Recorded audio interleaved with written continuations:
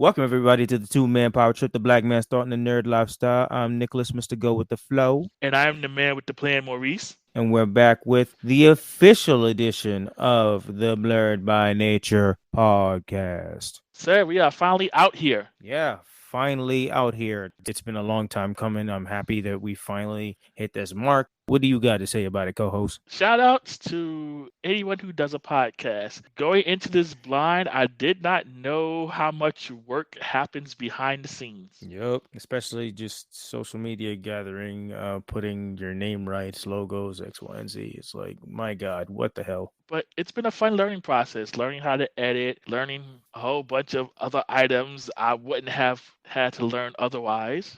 Yeah, get your excitement up there, get that energy pumping, and coming in with the week in, week out stories and monologues and a whole bunch of stuff that you bring to the table. It's a back and forth thing. The best part is when you have another person to bounce off ideas and just help, get work done just in general. Because if it's a person by themselves, like a singular podcast, man, I can't fathom that. Oh, definitely. Shout out to the do-it-yourself shops, the single man, the single woman. Week in, week out, good Lord. I got all the respect for y'all because, man, I couldn't do all this by myself without the grade levels increasing exponentially. Facts. Nah, man. Nah, you need somebody to at least gas you up, at least big you up. We got each other. We are brothers keeper here. So when you catch somebody and they catch you, you good. If somebody's down, you got to hype them up. You got to keep the energy. You got to keep the fire going. Let's go. Yeah, and that's how it's been. Some days, it's been rough. Yep. Like a situation last week, oh boy, we had to brainstorm. Yes, sir. We had to call a major audible. Yep. But as we speak, welcome everybody literally to Blerd By Nature Podcast. And with that, we're going to go into our first segment, Vibe Guys. This is the segment where we talk about all our days that have brought us to this podcast table today. So I'm going to let my co-host actually tell his story. Do you have anything that's been going on throughout the week to lead us here? Any stresses? I know from before we was talking about work and stuff. So go ahead. Like I said, the trailer, the weekend was great. We went to the haunted house. If we want to tell some stories about our time in the haunted house, how was your experience? I enjoyed it. Yeah. Have you been to a haunted house before, or has it been to that level? Not to that level. Okay. Yeah, same here. This was honestly all the captain's idea because she planted it in my head since about a year ago where she wanted to go. And I was not with nothing because I didn't like the energy of being spooked with the thought of somebody chasing me with all that other shit. But I came in here with a different kind of energy and it was fun and good. How was your experience while we was waiting online while you was in the rain? Because we kind of had umbrellas and you was just in your fit. And we was getting rained on for like a good hour. How was that? The rain was annoying. Inside my coat, because I've worn that many times, I like it because inside it typically stays dry. So it was dry on the inside and it was just damp on the outside. Oh, okay. All right. How was the feeling of when we was waiting online and we had characters come up to us while we wait? That's a good kind of part that they add towards. Oh, I was with it. Oh, yeah. I was wondering what the hell was going on. I thought people was just dressed up to enter the thing. And then I saw people just acting out online and I was intrigued. But we had a certain captain that was not with the bullshit. Oh, yeah. The captain went poof. Woo, boy. Oh, did she ever go poof? A certain somebody wanted some time with their trike, and I gave them the old what for that. Yeah, so the character, they kept things interesting while it was still raining. Oh, yeah. Mother Nature decided, we're just going to give you all the water today. Facts. Oh, my God. Yo, we looked up beforehand that it was going to rain, and we was out there waiting for the Uber, and then the Uber finally took us all the way there, and then by the time we literally got on the premises, it started raining hard body and did not stop until we got even closer to the tent, and then it still was raining while it was it still increased while we was under the tent. I was laughing when they was giving out their ponchos. I looked at the poncho. I was like, who gonna fit in this? I wanted to get for the captain. At that point, she was just accepting it. So yeah, but the characters made the lines entertaining. Yep. The actors and things that jumped out of us, from Pigman to Mr. Touch Me Long Time Nipples, Mr. Disappear on Us, Mr. I'm Too Sexy to Stay in the Damn Haunted House. I don't know where that man went. I don't know. I was looking for him too. Exactly. But now let's talk about that main part though. When we went inside the haunted house, how was your experience going through all of that. Especially the parts where we was ducking. What were you doing during the time? Were you ducking too? There were some parts where you had to crawl and bob and weave. Yeah. Yeah, but for the most part, I was there enjoying myself. I was dancing. I was dancing too. Chatting it up with the ghosts. Facts. And the spooks. Facts. We will never forget about 2 experiences in there. When the flashing lights went out and the zombie tried to get closer, and I just started partying with homie. And I had made him so big lit that he was about to join us.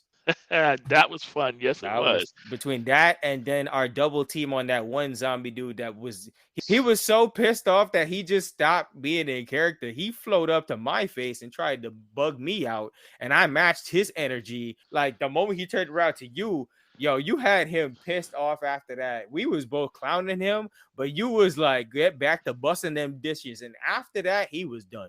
Yo, I was messing with him. Oh my God. Homie dead ass cut character. He cut character. That's how pissed he was. Listen, he was trying to be scary, and I'm like, I don't scare that easily. Oh, yeah. So the only way you can scare me is if you catch me off guard. Oh, facts. So he came rolling out, and so I told him, to make sure he washed them dishes. He was like, true that. I was like, yeah. Son, he was done, bro. He cut I can't get over. There's a lot of people that was like fully committed to the character, but man, I that was just too rich. It was the gem getting people out of character that whole time. It was great. Between that and the Scooby-Doo swap. Scooby-Doo swap. All right. So you and the captain was more to that. So give your account of the story of what happened, because all I remember was the scream and the turnaround and that. So we were all together. So the dude looks at me. He's like, shh. I'm like, what you want? What you want to do? He's like, he motions that he wants to go between us. I'm like, okay, I'm down. So he goes in between us. And so at this point, we're in the dark. The captain has no idea. So he saw you. And then y'all devised a plan here at this point. How long was I walking away from you? This was in the instant. He looked at me. He was like, okay. And he was like, okay, I'm going to come in between y'all. He gave you the look, and you knew it was go time. Yeah, he gave me the look. I was like, oh, you going to come between us? I was like, okay. So at this point, we're walking through that dark corridor. So you could not see anything. No. So at this point, it's the captain, then it's him, then it's me. Mm-hmm. So I guess when we got to the lighter area, the captain turned around and realized it wasn't me. Woo! I wish I could have saw her face. Boy, I saw all of it, and it ran straight towards me, where I had to grab her, make sure she had run super far at that point, because holy crap. Captain, I'm sorry. I had to take advantage of the opportunity. I mean, it was the perfect situation for it. So, I mean, I don't blame you. I know there's a judo throw coming in my future for that, but probably big time. But it was worth it. Oh yeah. The haunted house in general, going through both buildings were great. Shout outs to everybody out in that Jersey area that built that haunted house and have everybody working hard as they can. That was a blast. Honestly, I was not one for Asylum, but they definitely got me hooked. If like my thing is, if I start on the first time with something and it like blows me out of the water, then it's always A1, because that's how I feel about even bar crawls. The first bar crawl I always tell you that I had it with Kel, and then after that kind of destroyed other bar crawls for me. So it's like, if I start out on a high level, that's what's up. Awesome. Yep. So away from the good times in the haunted house, let's go towards our weeks, because it looks like our weeks might have been paid for our good times on Saturday. Yeah, Monday was crap. Tuesday was crap. Wednesday was Today was better. Okay, at least it's looking up. Hopefully, going into Friday and past that, we'll be still looking further up. Yeah, so far, it's looking good. Good. Me, on the other hand, I mean, other than today, like outside of work, friend gathering and stuff like that, seeing longtime friends, helping them through some situations, seeing Cuzzo, getting this mic and chilling out and having good times. That's good on the side part. But work? Oh my God. This week, I mean, I promised to bring up this story during the trailer portion of things. So my coworker is out for the next 2 weeks. So this week and next week, they're out on vacation, and it's the usual thing. They set up for that beforehand. So I got nothing against the person.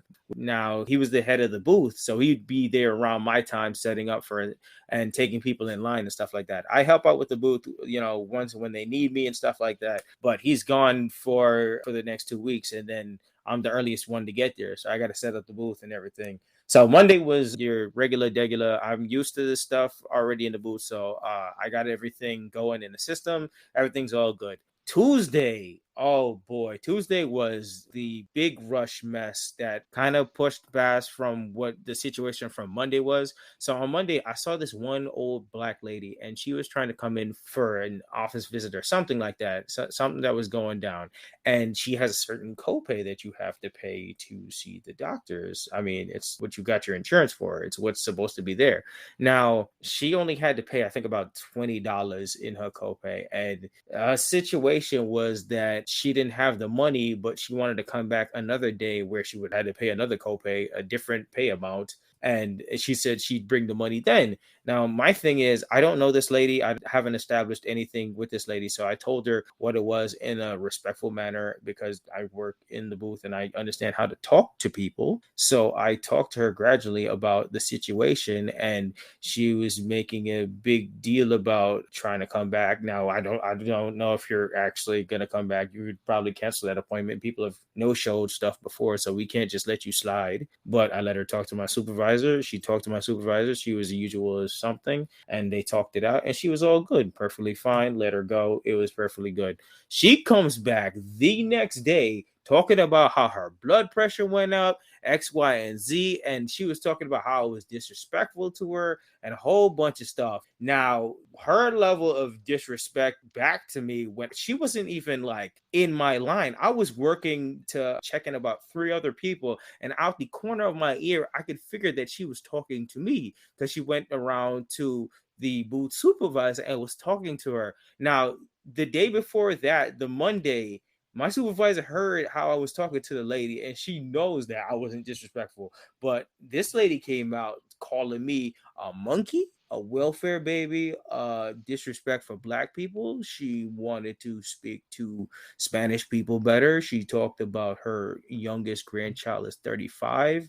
None of this stuff has anything to do with me, but she wants to read me the entire riot act and call me out of my name in every kind of way while I'm just trying to do my job. I don't look at her, but I can hear her. So I'm just like, keep going, whatever you got to say, because I have tough skin. I don't care. But I keep hearing that in the side of my ear, and I'm like, okay, interesting.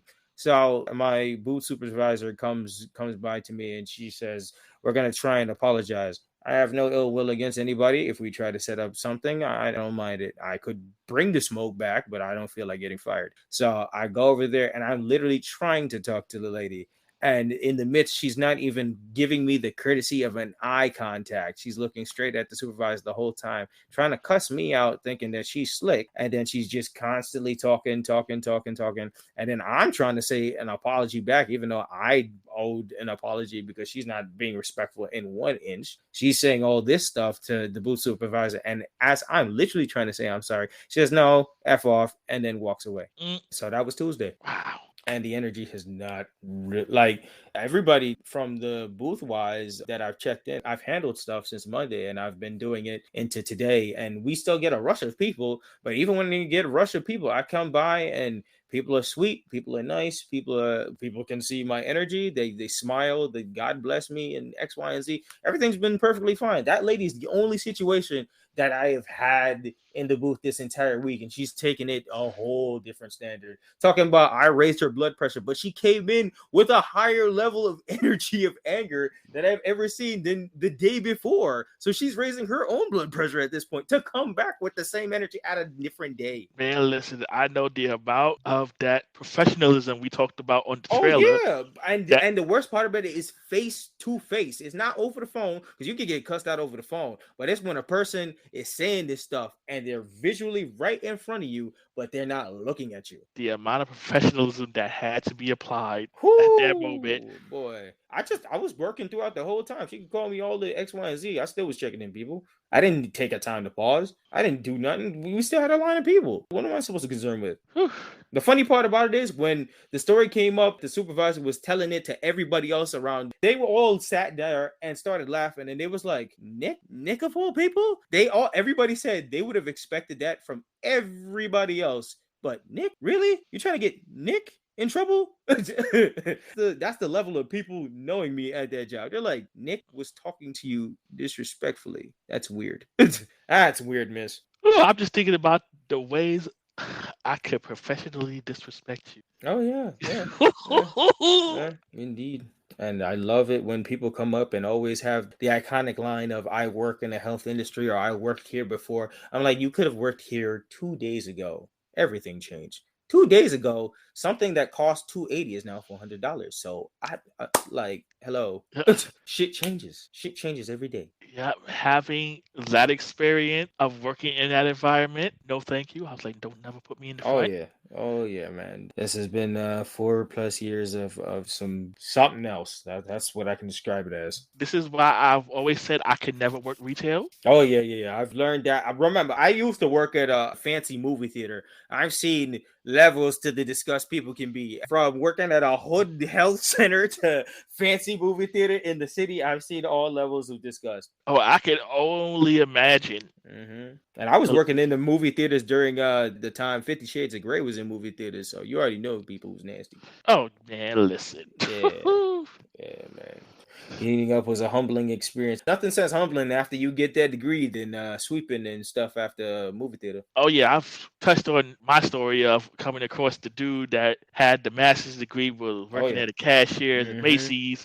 Change your life. Oh yeah, man, scared me straight. I was like, shit. okay, listen. I think more people need the realization, man. We need to hit them high schools and let them know for real. Different ways. The amount of debt sunset he had, and that's the reason why he was working as a cashier at Macy's to pay off them debt.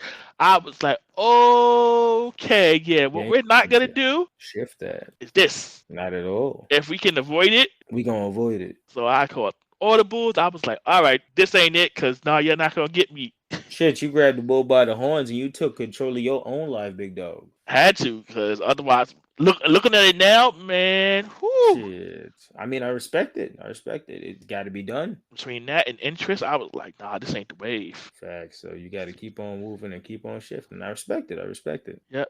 A chance encounter changed everything. So. Right.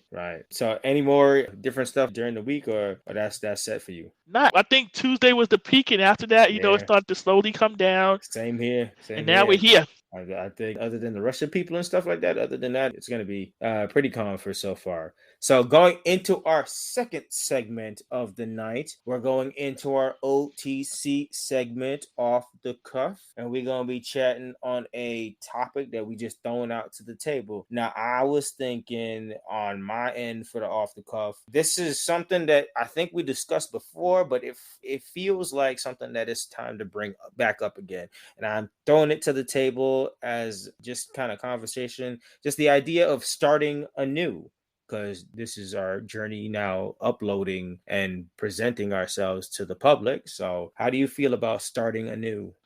That's a kind of loaded question. Yeah. Because there's levels to starting anew. Yeah. In the general sense, sometimes a fresh start is what you need. Yeah. Along with a change of scenery, sometimes starting anew can be the best thing for you. Yeah, you never know. I mean, sometimes starting anew is the shift that you need to really bring out stuff that you really didn't know about yourself. Yes, starting anew could be something as small as just coming out of your comfort zone. Yeah, moving. Yeah, change of scenery. Change of working environments. Yep, change of employment. Yeah, you're right.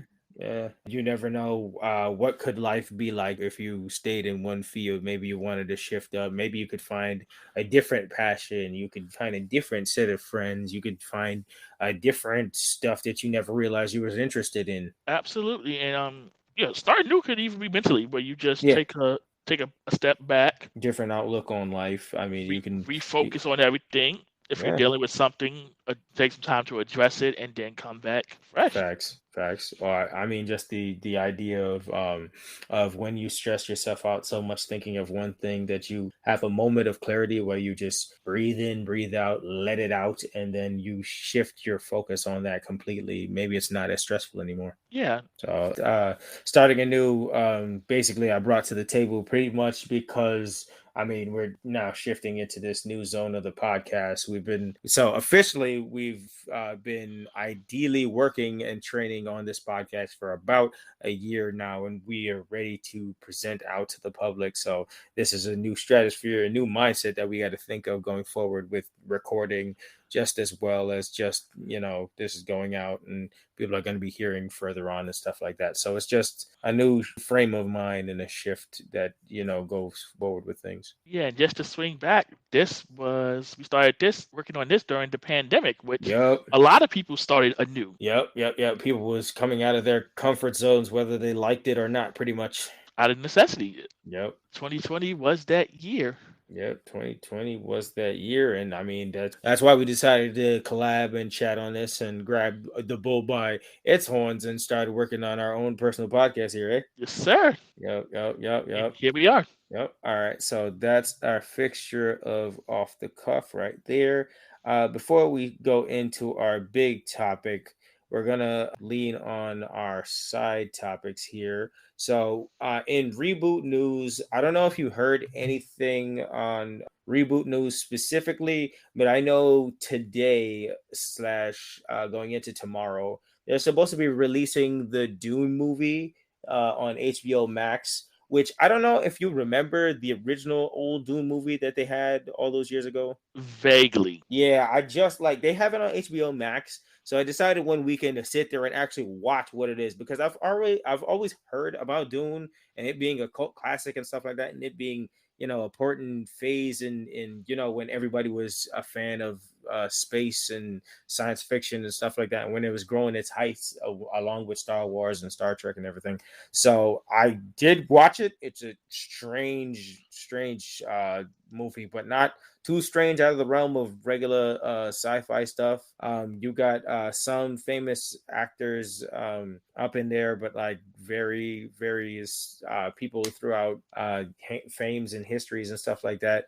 But like I seen the old movie, so it gives me an idea of what this new story probably will be about. But I mean, the changes over time when you have stuff like reboot to really look at something is just on a casting level, because I mean, obviously movies in like the 80s and stuff like that, you're not going to have a diverse cast as what you probably are going to have with this new Dune movie coming out. And I've seen like the diversity in a casting that they have coming up here in comparison to the like numerous sea of white actors that they've had back in the day. Interesting. Yeah. So I've already heard people have been excited about it. Since I've seen the first one, I ideally know where this is going to go. So if they stick with that with a new flavor, it should pick up for this next generation pretty much. So this time I actually have a reboot, and this caught me off guard. Let me hear. So I find out this week that they are rebooting the 4400. What's that? So the 4400 is a show that came on USA back in 2004. Basically, its premise was that 4,400 people from 1946 onward got snatched from whatever time period they were currently in and all brought to the present. Is this going to be on CW? Yes. Okay, I think I've seen something of it, but I never knew it was a reboot. It's a reboot, and it blew my mind. So the reason being, as I talked about the premise, so the show went on for 4 seasons. The show got canceled. Do you know the reason? It happened during the Writers Guild strike. Oh, okay, gotcha. And I guess USA didn't want to continue it, the ratings or whatever have you. But for whatever reason, they canceled it. Shit. Now, mind you, the show ended on a cliffhanger. Like how big of a cliffhanger? Because I know some really shiesty cliffhangers. A very big cliffhanger. Damn. So we were at the show ended at an apex. Oh damn. Where everything was going down, and at the end of the season, that last season that was supposed to happen, season 5 would have been lit. Damn. But they canceled it. So now I'm curious how they're gonna pick up. I mean, they gotta address it for the older fans, I guess. That from what I see so far, they are not. Uh-oh. The original show had the people, they would take it and they put them back in Washington State. Oh, okay. And the new one, the premise is the same, but they put them in Detroit. So there's a lot of color there. So while I'm happy for that, the person that watched the original, I'm like, what the fuck? I mean, yeah, you got questions that obviously didn't get answered. Like, I still feel that way about a couple of certain shows that I feel in 2020 2021 could like really use a continuation of stories. I'm looking at you, Super Robot Monkey Team Hyperforce Go. But like I hate Apex cliffhangers, and then when anything comes back, I mean, I kind of feel like in the heart of it, it has to be even as a slide comment addressed some way. So the cliffhanger, I feel like the cliffhanger, if it's gonna be addressed, it's gonna be in a jokey style. That right. So typically with reboots, they'll reboot a show after it's over. Yeah. Like the 1 years, et cetera, et cetera. Mm-hmm. Yeah. The fact that this show never had a proper ending and you're rebooting it annoys me to no end. I guess they feel like it was so long that I've never heard of this show until I seen CW. I thought CW was doing something different with it. So just to hear that it was a reboot of something is actually an interesting thing to me. So that starts Monday. That's going to be on the list now. Now that you've mentioned it to me, I feel like that's going to have to go on the list, and we got to find where we can see the original, and we got to do a retrospective. If I'm not mistaken, the original is on Netflix. Weird. I have not seen that name come up on Netflix neither. Strange. Okay, that's definitely gonna be on the list. I'm gonna add that to the list right now. Shoot, that's gonna go in for a future comfy couch. Yes, right. when I found that out, that blew my mind. I'm like, are y'all serious? Reboot new. This is why we do the reboot topic, because now you just opened something out to me that literally was a flyby. I was literally scrolling and I seen that name. I didn't even watch the trailer. I saw it there and I was like, oh, CW just doing CW things. I thought it was going to be another thing. Like, yeah, they thought they were slick with removing the. Like we wasn't going no. Yeah. It's literally called CW 4400. Man, you should have saw the look on my face when I saw this. I'm like, this is why I like this conversation between me and you, because it's like it's levels to us. I mean, I know some certain things and you know some certain things, so we definitely come to the table with this, and it's always interesting that way. Yep, it was funny because the way I found it is I was on Facebook. Yeah, and I see an ad play for it. Yeah, that's what I was talking about. There was a video going off, and I saw the name, and I was like, I didn't think nothing of it, and skipped past it. And so I'm watching it, and I'm like, hold up. I'm like, hold up. Shit. And then I do a search for it. I was like, oh, you can't be serious. That's funny.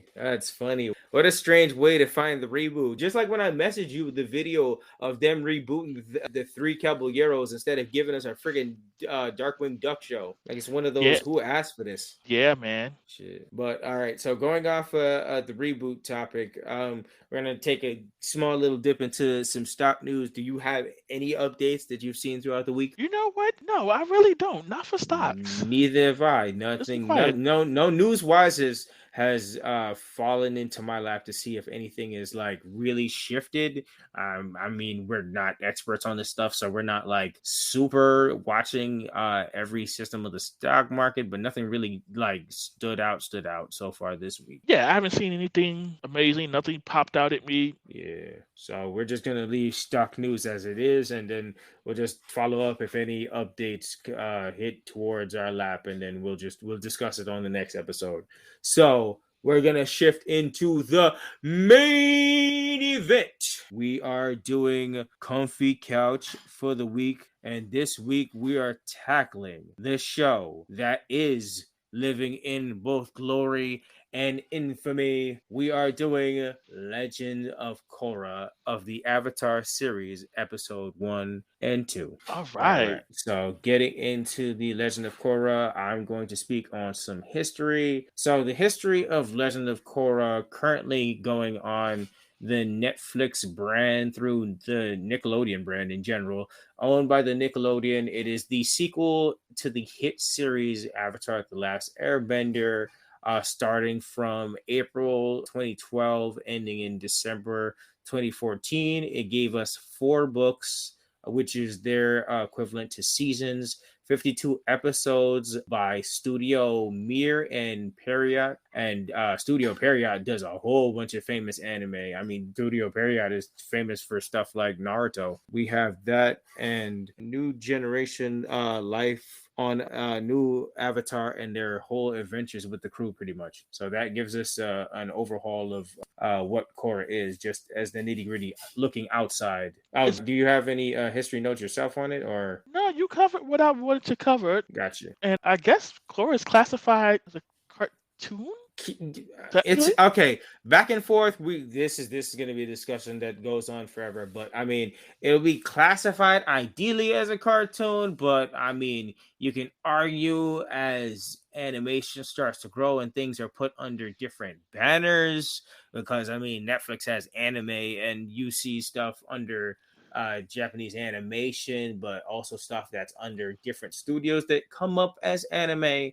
So the anime idea is growing, but I mean, as a concept, maybe in mind or gatekeeping wise, I don't know.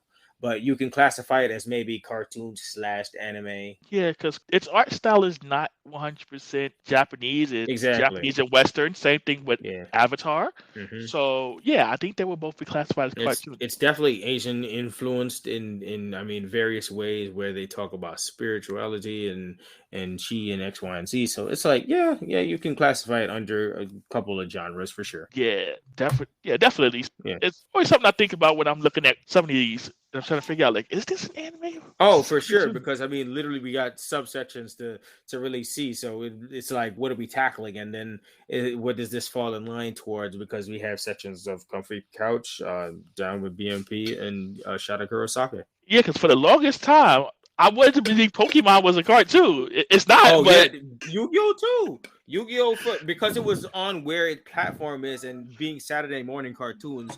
For the mere fact, I mean, it's gonna end up being that way where it's gonna connect towards you're thinking for so long that this is a cartoon, but then you see them right in the mix with all the other anime and animated shows that you see, and then you got to start classifying stuff in your head. Is this anime or this cartoon? What are we doing here? exactly. But to continue with the Yeah, we're gonna Legend of Korra. So we're gonna dive into our episode notes. We're gonna do episode one first. Welcome to Republic City. Take it away, my co-host. We are busting these notes. Let's go. All right, so the show starts with the narrator telling us about the different elements. Yep. So we get Avatar Kyoshi, who is earthbending. We Mm-hmm. get Avatar Roku, who's firebending. Mm-hmm. We get who I believe is adult Avatar Aang airbending. Possibly. Yeah. And then we get Korra waterbending.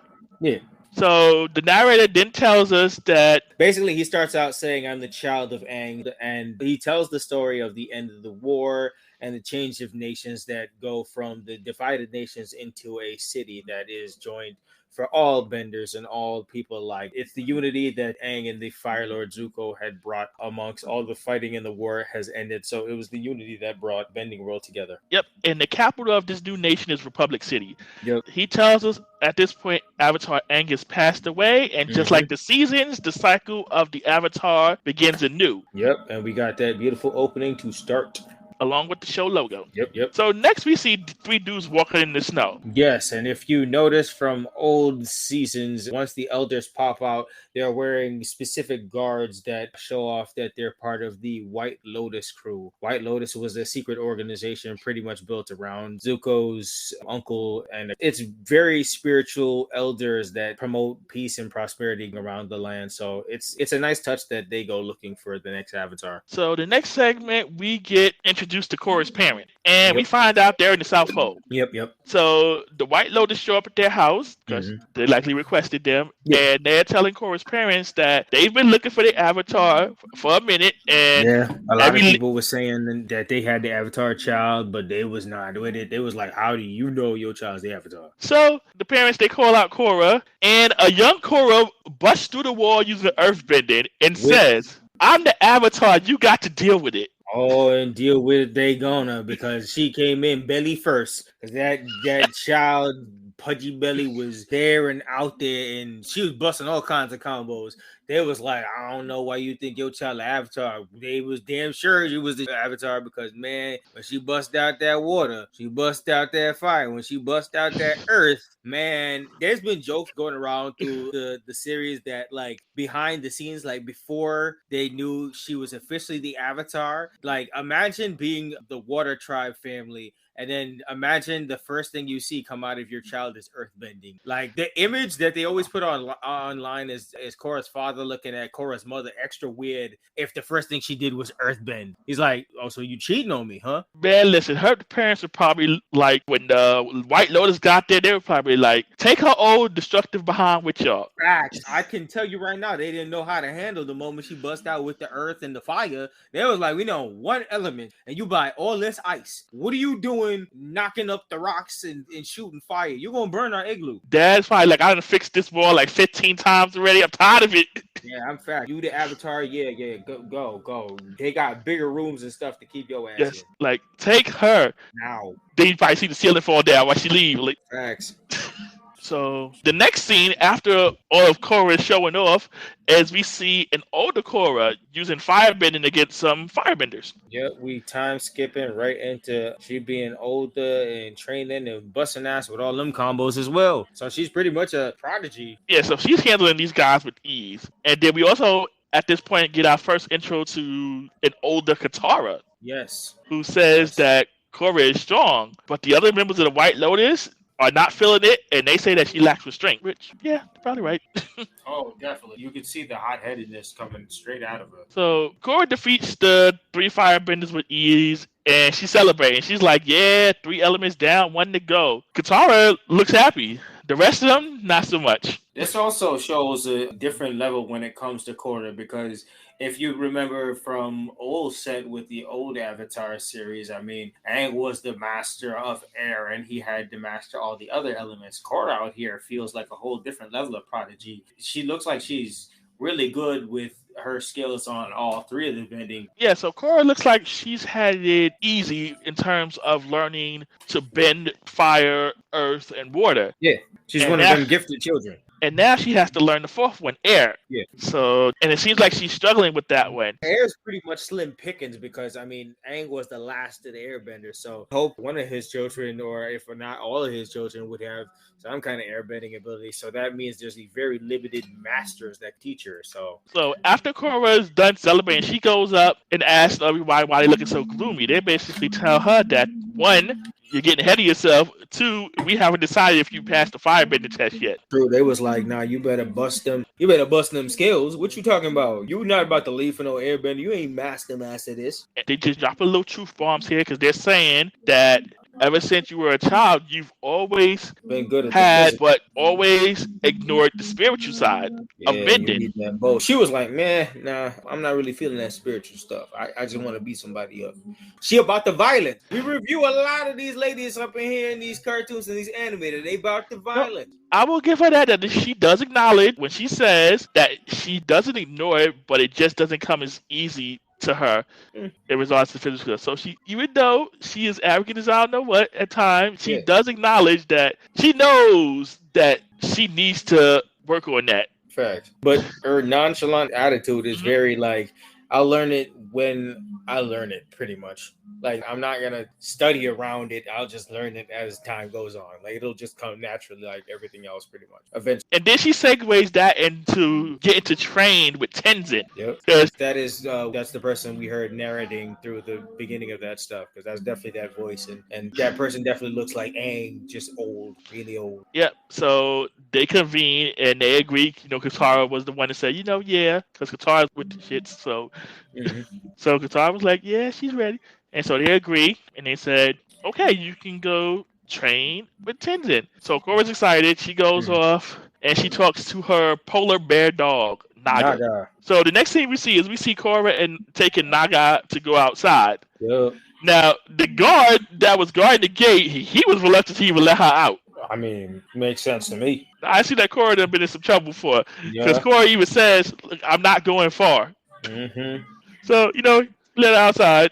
And then, so the next scene, we see a flying bison heading in toward the village. Yep. So with that ideally in your mind, especially when they land and they basically said what the flying bison's name is, you start to get a little confused, because the last series, she was like, Appa's was one of the last one, along with Aang as the last of flying bison and the last of airbender. So, I mean, in your head, you got to say that Appa had probably found some kind of family or kind of ground that had other flying bisons. So more flying by some flurry out here. At least that's a good positive. Yeah, you're absolutely correct. Appa found him another Something. bison somewhere. Yep. So that's Let's good. go. Let's go, Appa. Yep. So here we also get our intro to Tenzin and his family. Yep. His wife Pema, who is pregnant, and his kids Milo, Janora, and Ikki. Oh boy. And the first thing is, now this is where they like to throw the fandom straight out the window. Now the first thing we see with Tenzin's kids, Janora straight up goes to her grandma and asks her the biggest question that everybody wanted to know during the actual series. What happened to Zuko's mom? Because anybody who watched the series always had that question for the longest time. Now, they answered said question in the comic books, but this was the biggest way they could ever have told to read the comic books. Like, literally, Katara was in moments of telling what happened, and out of nowhere, Ikki just pops up as a grandchild would do and just talk a whole bunch of nonsense at the same time. And Katara's complete face looking at her granddaughter annoyingly is money. Oh, definitely. Then you got Milo with his unhand me woman. Oh yeah, Milo was not understanding this was grandma at all, and for Katara to be that dark skinned grandma and Milo to be out here disrespectful, I know back in my day I would have gotten clapped for that. But hey, to each their own. They're about peace. And then you got the motor mouth Ikki going 50,000 miles a minute. Grandma looked like the only person you really wanted to deal with was Janora. Yo, can we talk about Tenzin shooting up the club? Oh yeah, big time. He was basically Adam in this situation. He trying to shoot up the club and make sure there's as many airbenders as possible. And right now, I mean, if you look so far, there's 3 new ones, so he's doing a pretty good job. And then here comes Katara coming in on Pema talking about, I said this is gonna be an airbender. Pema was so stressed. She was like, can I get 5 minutes without somebody blowing wind in my... Pema was like, listen, I just want one non-bending child. Which, I mean, you out here married and letting the son of the Avatar shoot up the club. I mean, this is what you signed up for, so... So, Tenzin out here trying to repopulate the whole Air Nation. Man, there's nobody else around as far as he knows, so yeah, he gonna try.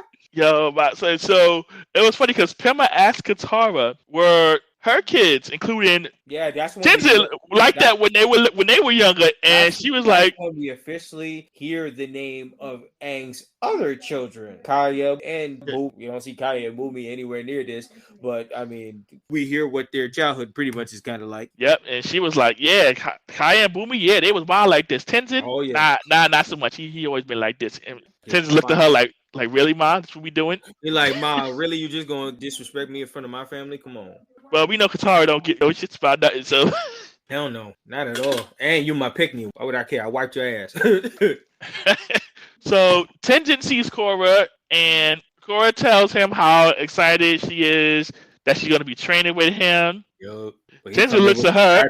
He come in with the tragic news. He be like, man, I'm sorry to tell you this, but I'm just going to be here for the day. I'm just here for the quick visit. Yeah, because Pema was like, yo, you got to tell her. Nudge, nudge. And so he tells her, and Korra, she's disappointed. She's like, you were supposed to move here and teach me. Mm-hmm. And he apologizes, and basically he says the airbending training will have to wait. The next scene, we see Korra asking for a time frame, like, are we going to talking about a week, a month? Trying to learn. And Tenzin says he don't know because Republic City is real unstable right now, and as a leader of the city, he has a responsibility to it. Man, he's saying this in very vague languages. Like, I understand why he's not trying to tell Korra exactly. I mean, maybe they don't even know what the situation is, but he's talking about how things is unrestful and things is kind of shaky right now. I'm, as a watcher, kind of curious to understand what is he talking about. What is so serious that you can't train the Avatar per se? Is the city at war right now? Like, I mean, your father found time to train in the midst of 100-year war about to go down and constantly going down. So it's like, what's going on, Tenzin?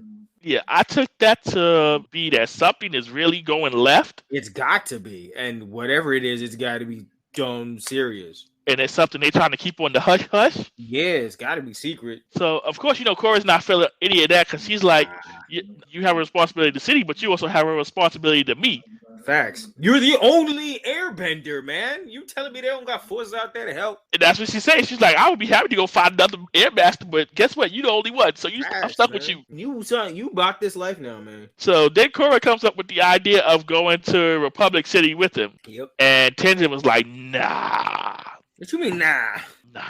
He's like, the city is too dangerous, And Aang tasked us, that's him and the White Lotus, of keeping you safe while you mastered the 4 elements. My son Tenzin is like, you can't come because the block is hot. Korra is not with it. Nope. Tenzin again says it ain't the right time for you to go to the city, which raised my eyebrow because he's like, okay, something's definitely going on in the city. That's what I'm saying. I'm like, yo, you stressing it and you gassing the situation. I mean, something must be going down, big dog. So Korra gets up and leaves in classic teenage fashion with a whatever. Yep. And the next thing that happens is classic teenage stuff just as well. So Tenzin and his family say goodbye to Katara and they leave on their bison. So Korra sees them leave, and next scene we see is Korra attempts to sneak away on Naga. Katara shows up. Damn. And Katara says, nice night for an escape, isn't it? Right. Because she knows these moods perfectly, man. Listen, Katara's with all of this. About this life. Katara, she hitting close to 100 years old. Katara been there, done that, been part of the revolution. Listen, I know it. Yeah, so Katara tells her, listen, all right, your destiny is Republic City. It's time for you young folks to take on this responsibility of keeping the balance and keeping the peace. Literally, the literal changing of the guards within a hug.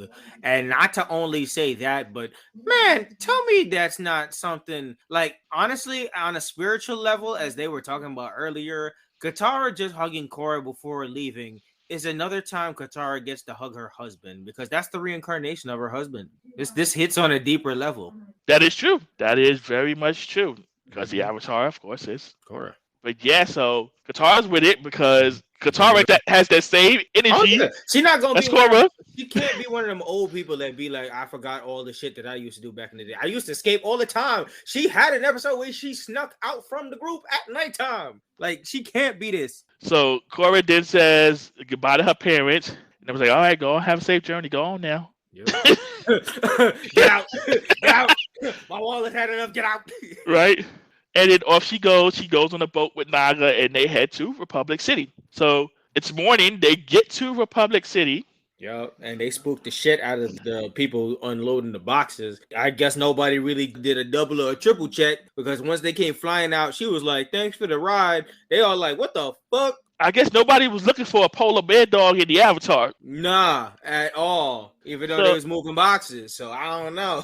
So at this point, they're looking around the city, and they see the Air Temple Island where Tenzin lives. Yeah, and I mean, along with that, we see a futuristic city. Like, this city has definitely brought the Avatar series into the modern age, per se, because the city looks like New York pretty much. It's all like the New York in the era where Ford cars just have hit the markets and stuff like that. Like, everybody's steampunk timey and Sato mobiles and everything going around. Everything's like, for the Avatar, way of things. We see bridges and towers and people living a modern era, different clothing and everything. So it's definitely a change that's taking place. Definitely. And so Korra is ready to go over to Air Island to go see Tenzin, but Naga has other ideas. Oh yeah, Naga running a whole muck for food. Son, she in the streets causing all types of accidents. Yeah, facts. Them Satomobile is gonna pop. So Naga finally stops at a food stand. She pokes her head in and is about to chow down before Korra stops her. And she whines. She's like, oh, man.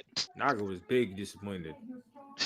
So Korra goes over to the shop owner and asks for one of everything they have. And the shop owner told her it was 20 yuan. Korra tells the shop owner she don't have no money. The owner looks at her and says, what good are you to me? Facts. Real money type shit. Like you ain't got no money. Why are you trying to get one of everything? Like, just because you who you say you are, like, get away from me. She's like, if you don't get out of my shop, take this beast with you. Where your money at? So they leave. And the next thing we see Korra in the park eating fish. Cooking them with the fire bending. Or some hobo pulls up on her.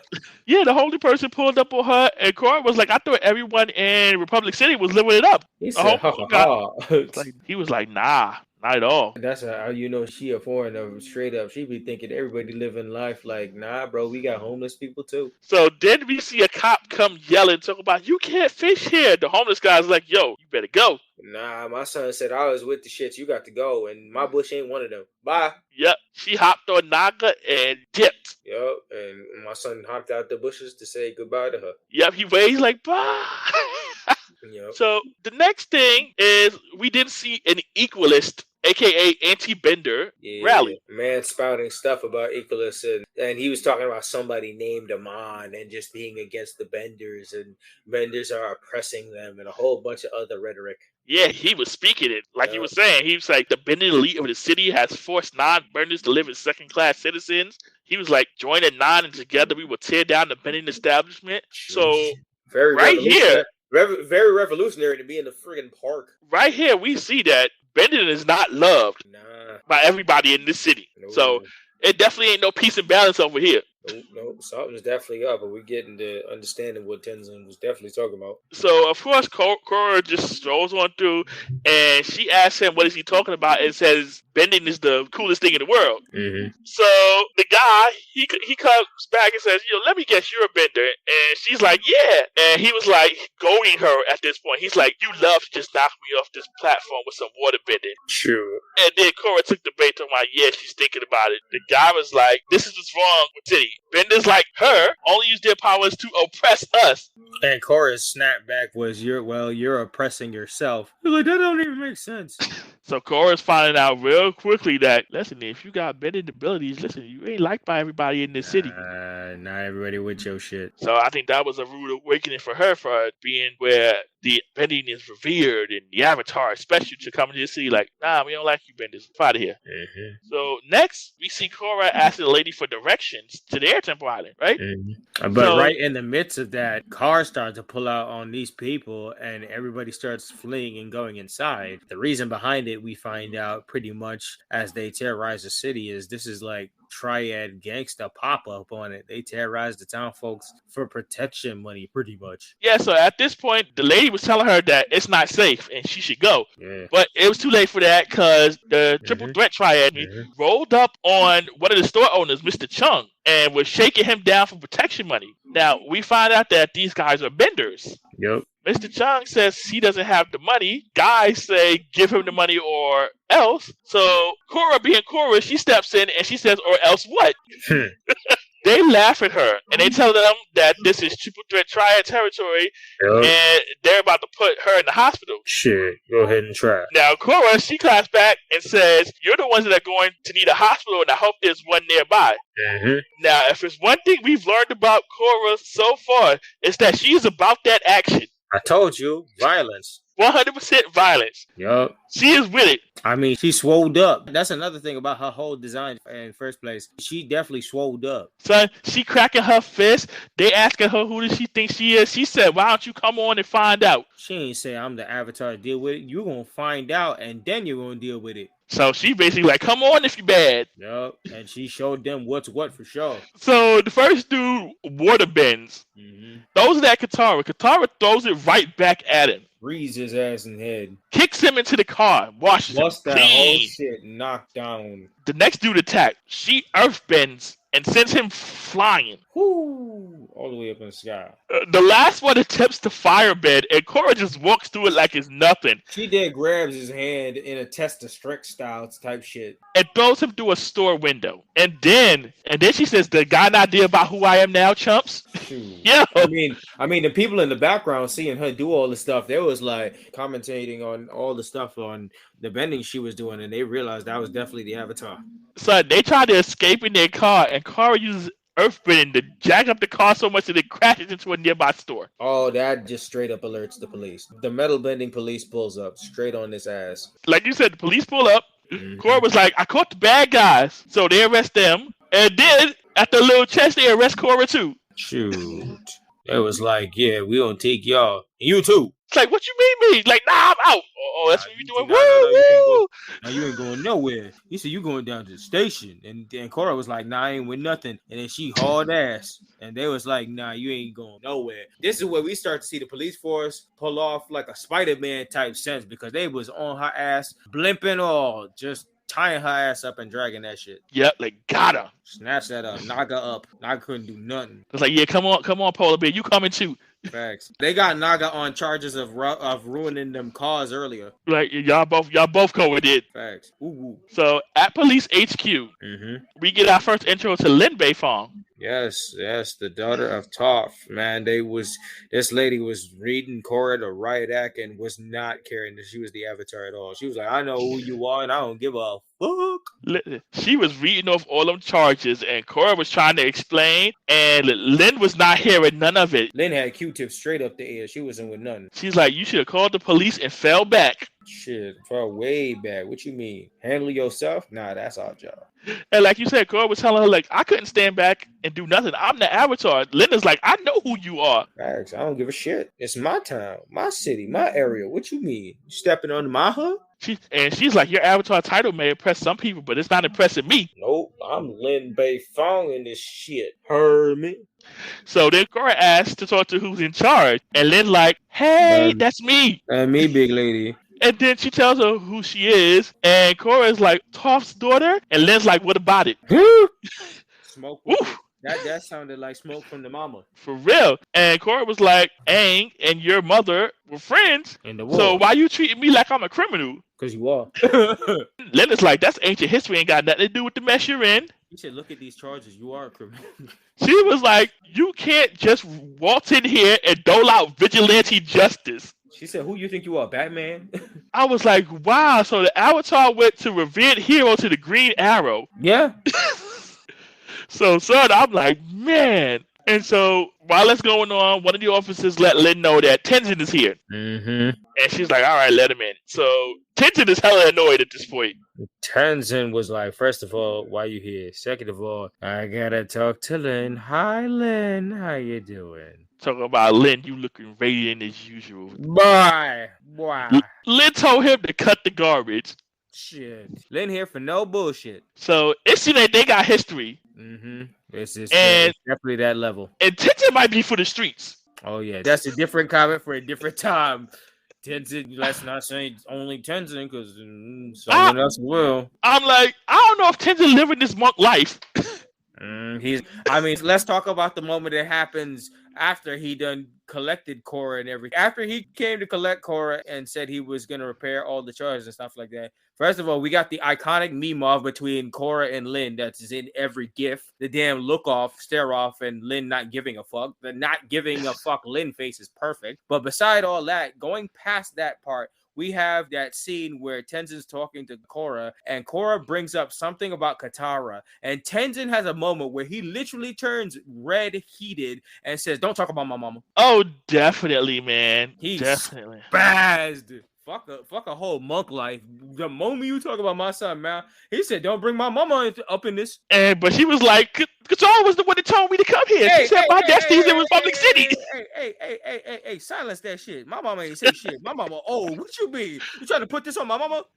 Yeah, and every time I see that scene with Lin and Korra, I got my eyes on you, Korra. She's like, my eyes on you too. Give a shit. Yeah, Lin don't care.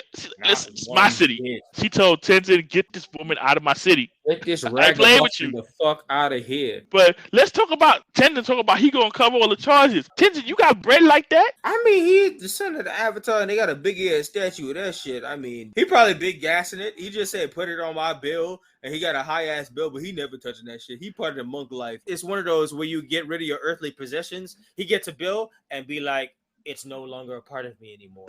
Like, Tenzin, you gotta pay this bill. Nope. Right. No, like I said, I'm questioning this whole monk life thing. No, something seems to ride around here. He said, it's not about my life. I have 4 children to feed. It's not about my life. So, as we were talking about Tenzin's mama, but hold on. But on the second thought, I mean, what's that island? Is that his island? If he owns that island, then he probably has money. That's what I'm saying. We don't know the origin of this island. Like I said, my theory is Tenzin got bad bread, and this monk life is a sham. I mean, if he takes off that robe, he got gold like a Persian rug. I mean, I ain't surprised there. He using the monk life as an excuse to shoot up the club. I can see that, and also he's the son of the Avatar, which they have a whole freaking statue of. So I'm pretty sure I can believe if he gassing or not. Yeah, he got some pull. Yep. But back to Korra. Yeah. So Korra is pleading with Tenzin not to send her back. Mm-hmm. Tenzin is already annoyed. He's like, "Listen, you done disobeyed me, White Lotus." Then he bring Tenzin's mama into this. Tenzin ain't feeling that. So you talk about my mama, you gotta get the fuck out.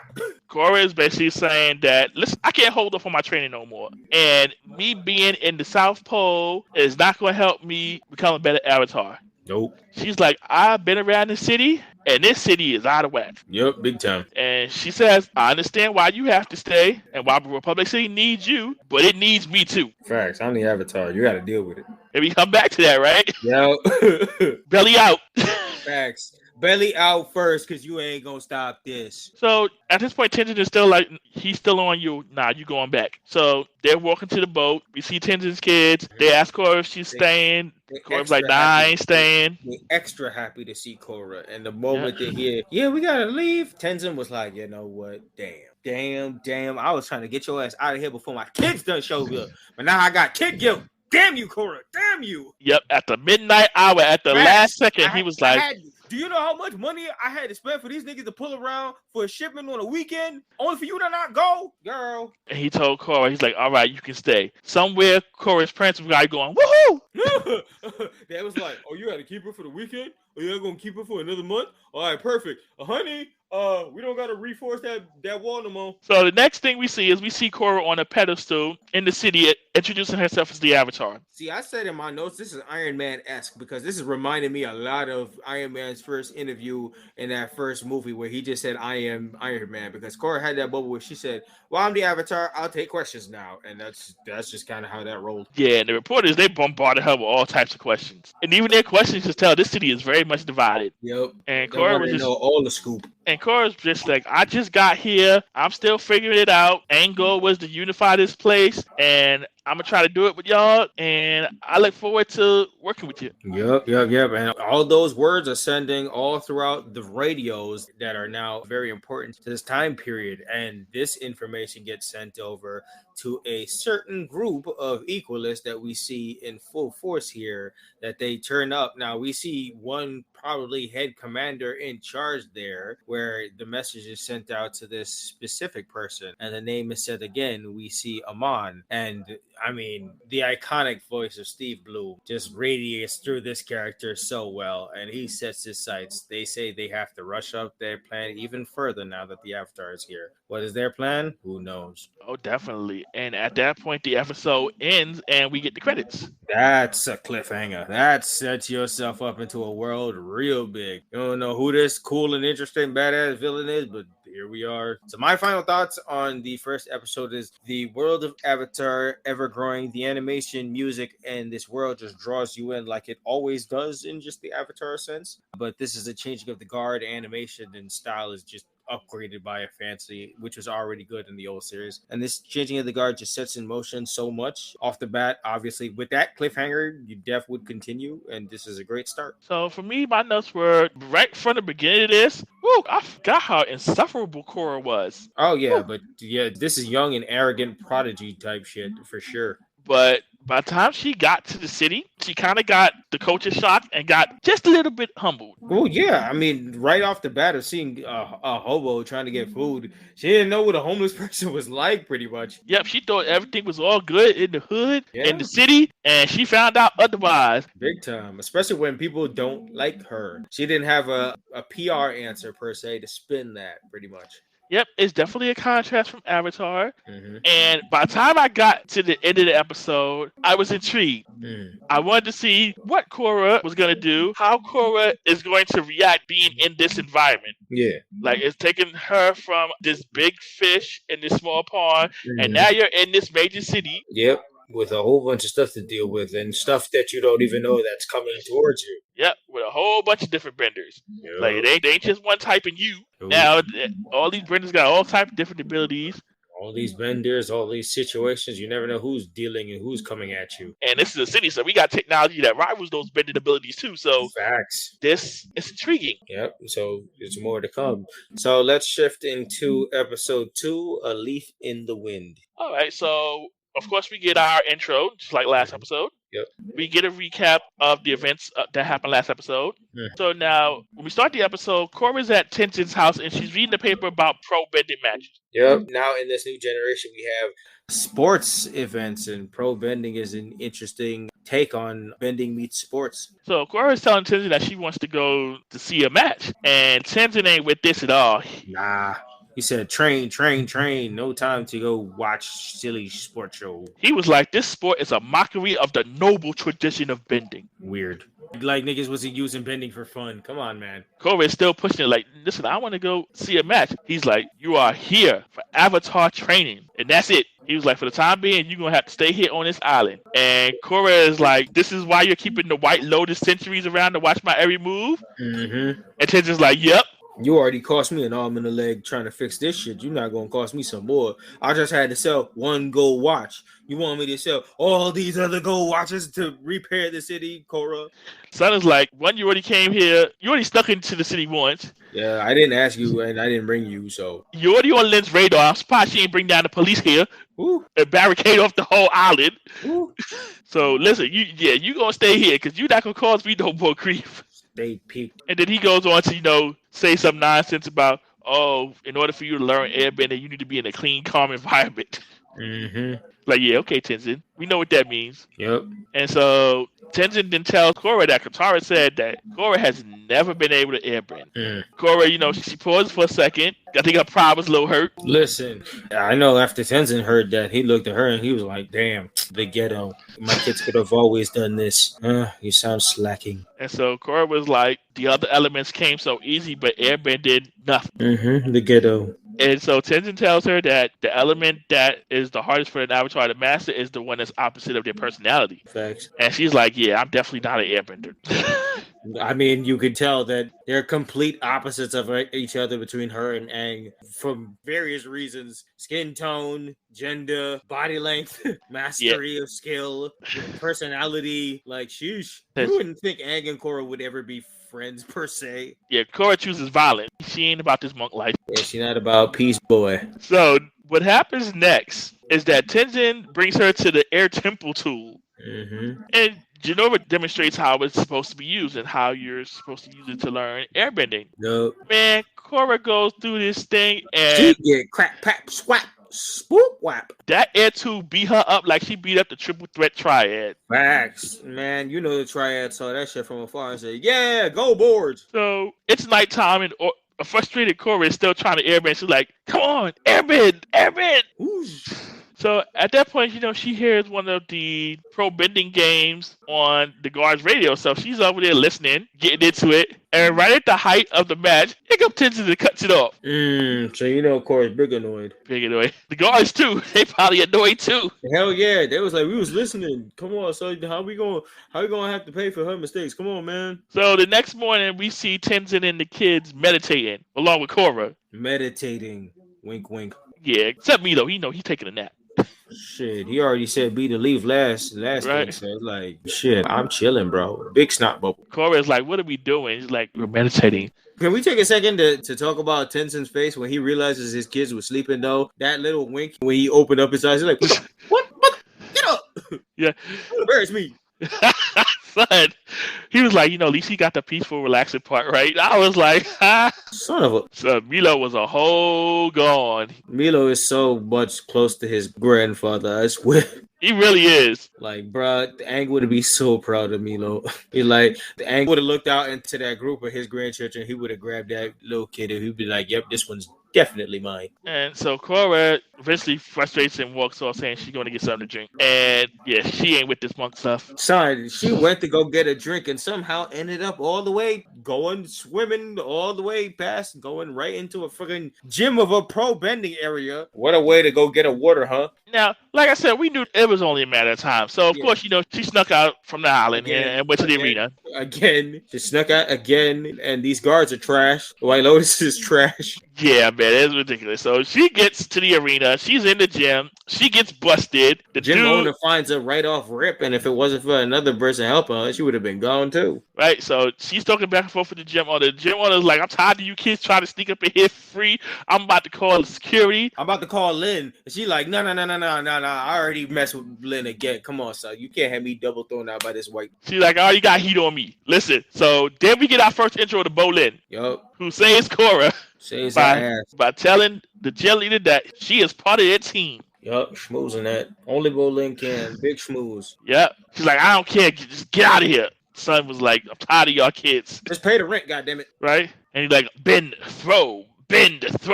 And so Korra and Bolin are chatting, and they see the whole arena. Yep. And so they give their introductions, Mm-hmm. and then we see Bolin's brother. Mako. And Mako ain't too happy to see Korra here. Nah, he like, who the hell is this groupie? Why you got her backstage, big dog? Yep, and then Bolin is trying to sell it. So of course, Bolin introduces her to Mako. Mako is just completely blows her off. Yep. Ain't feeling nothing. And Bolin explains like that's just how he is. He's focused. He's got it, Matt. And so they go on to have their 3-man match. Yep. And Corey's just excited because she gets to watch it front and center. Big time. Fun time. Right? The Fire Ferrets.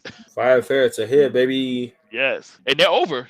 Oh, big time. They're big time over with the crowd. Pushing for them big time. Yep. And Corey's just in awe. She's like, finally watching this match. Yeah, live, front and center, and for free. Hey, you can't be $3.99. Yeah, in a VIP box? Come on, son. She couldn't even get this regulation if she was the Avatar. She just got it free because they think she a groupie. Like, let's go. Yep. And so we watching them. They're fire bending. They're out here water bending. I'm not going to lie. Pro bending as like a real sport, if you could do all that bending shit, that shit look fire. That shit look fun. Yeah, this would be wild. Yeah. Yeah, this would be wild.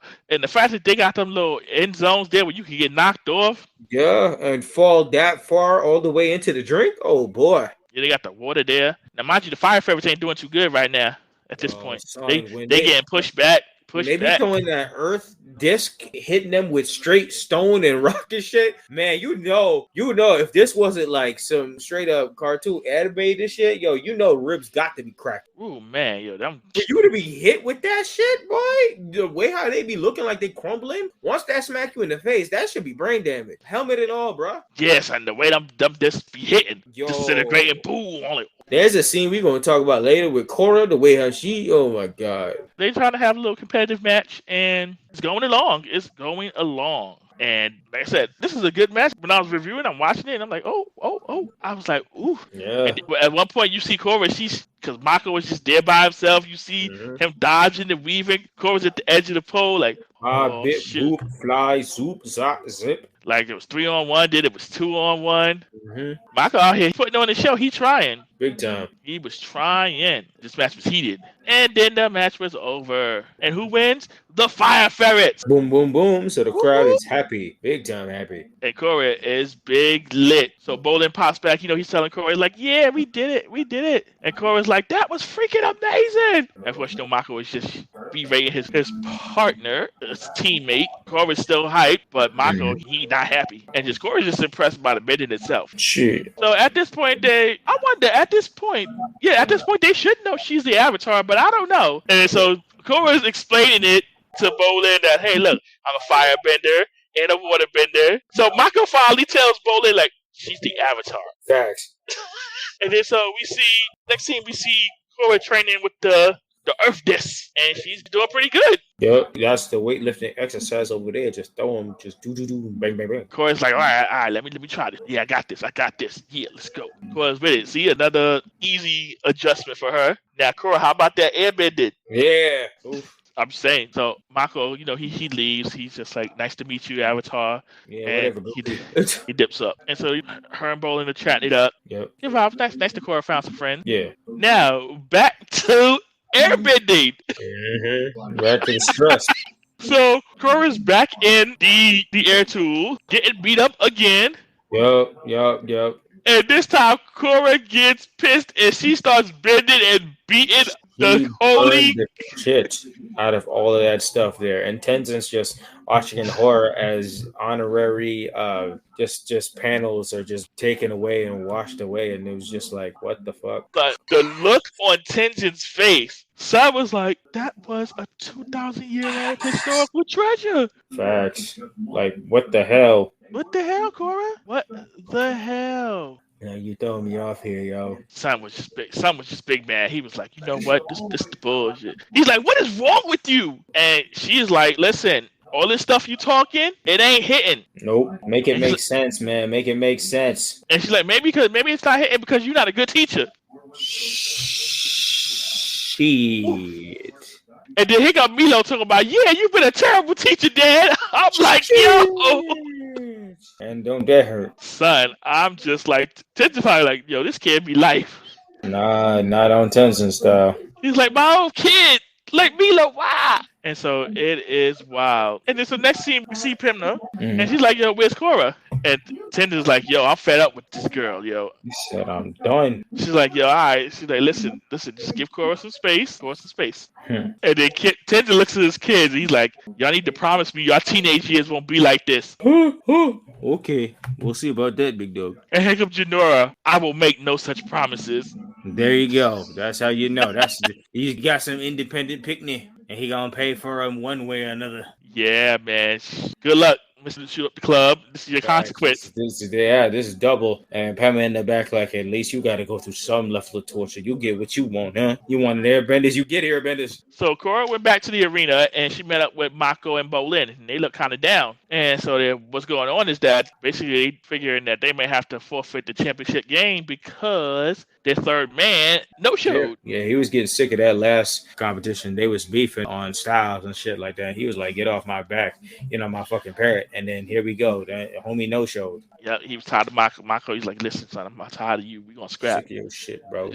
And so Korra's asked, like, "You guys can't do a fill-in?" They're like, "Nah, I can't use nobody else. You only compete on one team." And then Korra's like, "Well, then how about me?" It's like, "I can water bend. I got skills. Don't ask me to do no air bending, but I got you on water bending." I mean, out there, they're like, I don't think we've played that competition with airbending, so I think you Gucci. And Bolin was like, "Ain't you the Avatar? So ain't that kind of cheating?" Shit, she said, I mean, they don't got to know. She's like, "As long as I only do water bending, can't nobody tell me nothing." Right, I definitely ain't doing no air bending. Definitely ain't doing no air bending. And then here comes Mako. He's like, "Nah, I'd rather forfeit. You're not going to have me looking like a clown out here." Ooh, I mean, you said you only trained for about a day. Like, I don't think you that good. I'm starting to see why old boy left. Yeah, gassed up. And Korra's feeling the same way, like, "Yo, wow, thank you." Dickhead. And then here come the guy talking about, "Are you guys in or are you not?" And then here come Korra, like, "Yeah, we're in." Oh, well, okay, I guess they in now. Mako was like, "I agree." That she's like, "Oh, whatever." She's like, "Whatever." Shit. So then the announcer's like, "Yeah, Ferris got a last minute replacement." Mm-hmm. And we been there. And Mako was like telling her, "Don't do nothing fancy, don't do anything. Just try not to get knocked off the ring." Yup. And then right as the competition started, this is a segment called Korra be messing the fuck up. Because Korra be messing up. I mean, this is her first actual competition, so she don't know how to move it just right, and she fucks up right off the rip. Yeah, she water bend kicked some dude out the arena. Korra was all excited. Everybody looking like, "Fire! Penalty! Fire Ferris!" Nigga said, "Flag on the play. Go for it." Yep. Fuck. And Korra's like, "What you mean?" It's like, "Korra, you can't do that." She's like, "Oh, my bad." Mm-hmm. Yo, bad. Oops, my bad. Competition, damn it. And over the line. Yo, Korra be messing up. Korra like, "This is some bullshit." Mm-hmm. It's like, "I show you over the line." I'm like, I said her attitude be getting it throughout this entire episode.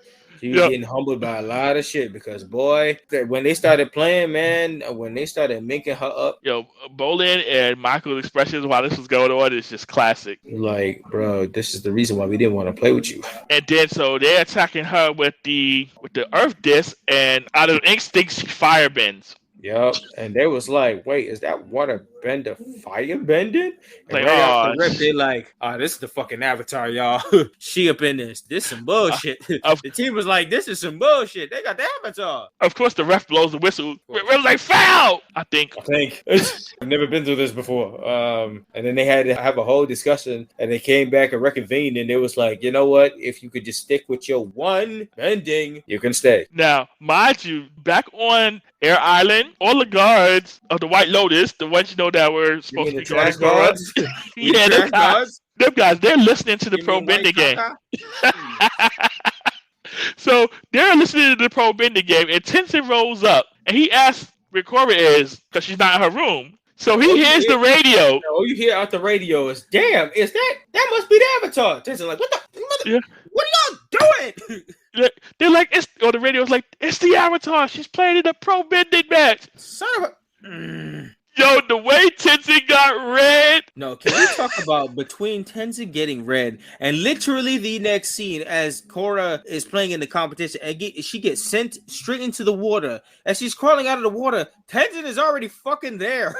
Like Tenzin on the speed of his own anger got there in 2.5. I don't know if that's airbending or instant transmission at this point. So Tenzin Airball probably never moved so fast. Probably doing 150 miles an hour. My son didn't airball like his father. He airballed straight into the sky. His father's airball only went forward. His went straight up and straight down. Son, that yo, son probably just Superman. Phew. Oh yeah, that's what I imagine. That nigga was there way too fast. It was literally a scene by scene transition. My son was there in the tunnel underground right there. I'm like, bro, you had to have gone through somebody or put somebody out the way. Like, how you get there so fast? And he just looking, and she's like, "Oh, hey, Tenzin. I thought you didn't like coming to these matches." Nigga from one of the episodes in Avatar, Secret Tunnel. And he looked at her. He's like, "You know what? Tired of your shit, Korra. Tired of your shit."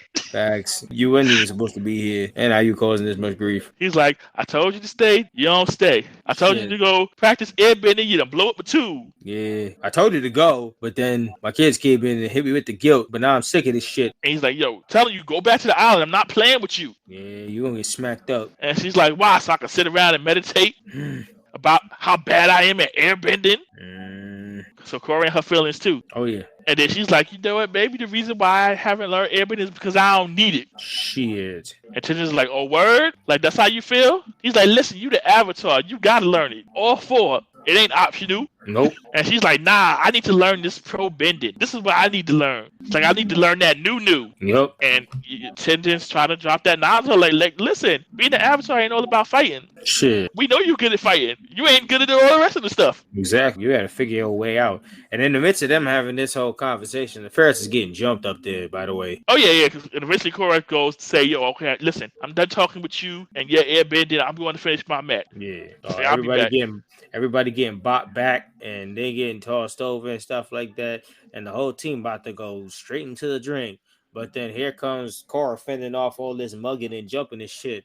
And she's finally used her training to some good use. And she beat a leaf and she moves through all the competition out here, busting everybody back. Right, finally. And Tenzin was like, "You know what? Shit, I respect it." He was like, "All right." Shit, Tenzin even started getting hyped. Yeah, he's like, "Look, you're finally doing it." And then he looked around. He's like, "Oh yeah, let me be quiet. You know what? Yeah, right. He's like, "You know what?" I'm wilding." And he's like, "Oh, so you can retain some knowledge, huh? See, all my training paid off." Yep. He's like, "See, I told you one day it was just gonna click." Yep. So yeah, Korra out here doing it. I'm like, okay, all right, maybe there's some hope for you. The match is going better. They bopping them, they rolling, they knock them all out because Korra used a good level, and the Ferrets win. The Ferrets win. The crowd goes off, and it's all good journey, good sales, and Tenzin big hype too. Yeah, Mako even gives some respect to Korra dealing out there. Tenzin out there like, yeah, like oh yeah, hold on. Tenzin was hyped, but he realized he was wilding. Don was like, okay, all right. They was like, all right, we won. Yep, and as Korra meets up with Tenzin, they both apologize for being in their head and emotional about what they were saying, pretty much back and forth. And this is at the point where they're trying to, I guess, resurrect the tool. Yeah. And like you said, they had their heartfelt apology moment. Very, very nice. It's like, yeah, I was being ass. Like, yeah, I was being a dick. I mean, shit. The first part of that is accepting. So, I mean, that's good overall. And he basically goes on to say, yeah, I stayed and watched the match. And he's like, okay, you know, pro bending seemed to be the way that you learn. It works for you. And Korra dropped the bombshell on them that she let it be known that she has joined up the team and will be doubling her duties as well over there. And Tenzin just breathes a whole sigh. He's like, what am I can't win them all. Yeah, right? She ain't my child, so. Oh, well. And that concludes the episode. Yes, it does. Yeah, so my final thoughts on this episode. This round set the stage for world building and the advancement of benders to create a sports game out of it, which is hella fun and interesting to me. I love it, though. It definitely feels kind of like it's a world builder, but it definitely feels kind of fillerish as in a way from what we left off of. We didn't learn anything more of this Equalist group or who this dark other person is, but it's filling out a main story that we all ideally hope that it gathers and builds up. So it works really well overall. This episode in the series gets an up from me. Definitely a high watch and continue going forward for sure. So for me, this was an episode of basically Korra finding her place. Yep. Learning and adapting and adjusting. Yep. So, like you said, it wasn't much we didn't get much expansion in terms of opponents, villains, and stuff like that. And that's fine. Yeah. This was really just to show us that, hey, the Korra we saw in episode 1 is starting to grow and starting to adjust to the surroundings. Yeah. Going with the off the cuff of the day when we talked about some starting anew, Korra was obviously starting anew here. Yep. And so as this episode goes along, we see her adjust. And Korra here in this episode is much more tolerable. Definitely. So I give this episode an up. Yep. And this episode would definitely had made me continue watching. Going into the story. Yeah. So it's up from us and a continuation. So that wraps the book on our review on Korra episode 1 and 2. Definitely an enjoyable watch from us. All right. So, and speaking in terms of the next episode for us, preview into next week is we plan on going into our segment Down with BMP Black Morpher Power. This is our Power Rangers review section, and we pick a Power Ranger series and we'll review episode 1 and 2 or any kind of special situation of it. Next week will be Power Rangers Ninja Storm, episode 1 and 2. All right. All right. So if you got any questions, comments, and concerns, our email is set up that you can send an email to us at blerdbynature@gmail.com, Facebook and Instagram at Blerd By Nature, and Twitter at Blerd By Nature, nature spelled Nature. Yeah, that's everywhere you guys can reach us. Yep. So on that note, I'm going to hit us with the outro, brother. All right, let's do it. All right. Thanks for joining us today from Black Thought to Nerd Power. This is Nicholas, Mr. Go with the Flow. And this is the man with the plan, Maurice. And this was another edition of the Blerd By Nature Podcast. Man, welcome to our journey. And thank you for listening, everyone. Till next time. Peace. Peace.